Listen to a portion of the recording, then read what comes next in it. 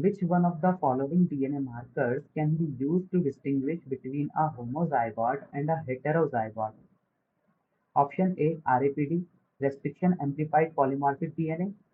Option B, AFLP, amplified fragment length polymorphism. Option C, RFLP, that is restriction fragment length polymorphism. Option D, ISSR, which is intersimple sequence repeat.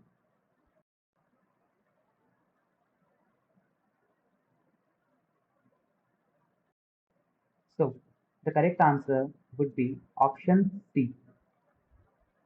RFLP works by detecting variation in DNA sequences based on the length of restriction enzyme cut DNA fragments. Since homozygotes will have two identical alleles, they produce uniform fragment patterns, while heterozygotes having different alleles will show different fragment patterns, allowing for easy distinction between these two.